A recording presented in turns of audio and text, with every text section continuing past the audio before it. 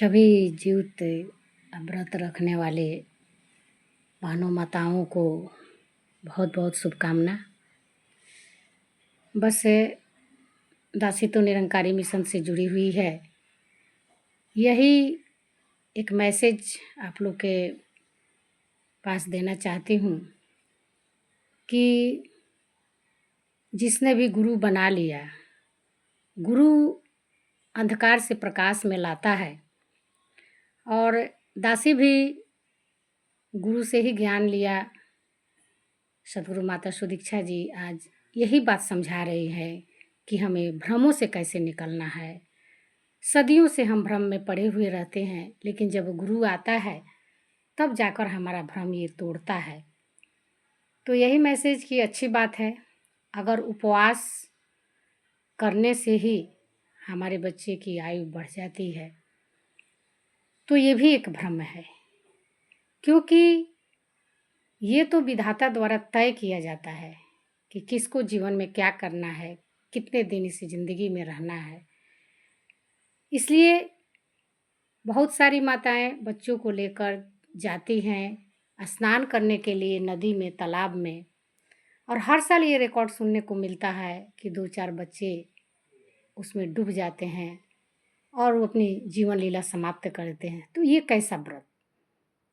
इसी पर एक सवाल है कि अगर हम बच्चे के लिए व्रत करते हैं और बच्चे के जीवन ही समाप्त करके आ जाते हैं, तो इसलिए ऐसे स्थिति में अगर माताएं बहनें, अभी हाल फिलहाल में बाढ़ की स्थिति चल रही है, हर नदी तालाब बहुत ही उफने हुए हैं, तो अगर ये व्रत भी करते हैं तो बच्चों को इन जगहों पर न ले जाएं और भ्रमों में न पड़कर बच्चे के जीवन के लिए जो सुविधा हो, जो सुख हो, उन्हें बहुत प्यार दीजिए।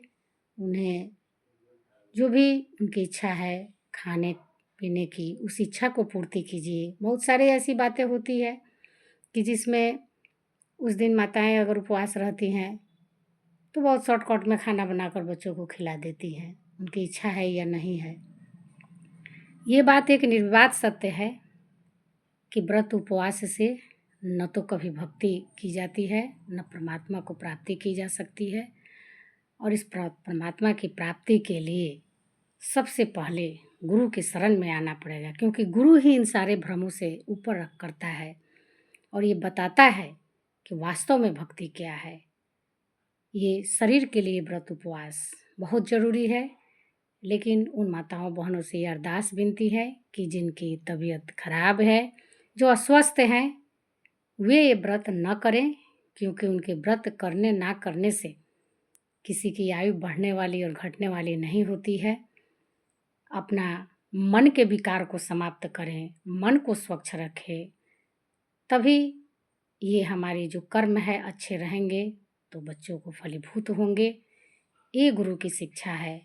इसलिए हम शरीर को कष्ट न देकर हमारे जो कर्म है उस कर्म को अच्छे से अच्छे सुकर्म में करते चले जाएं, क्योंकि कर्म अगर अच्छे नहीं होंगे तो हमारे ऊपर भी इसका प्रभाव पड़ेगा, परिवार पर भी पड़ेगा, बच्चों पर भी पड़ेगा। और ज़्यादा कुछ नहीं करते ही यही आप लोग से प्रार्थना है कि सावधान रहें, क्योंकि आजकल जो भी समय चल रहा है वो हम सब देख रहे हैं। बच्चों के प्रति हमें सावधान रहने की ज़रूरत है और अपने भूखे पेट रहकर ये नहीं प्राप्त किया जा सकता है, ये उनकी रक्षा नहीं किए जा सकते हैं। इसलिए उनकी रक्षा के लिए हमें अपने प्रति, कर्म के प्रति सजग रहना पड़ेगा। प्यार से कहिए धन्य निरंकार जी।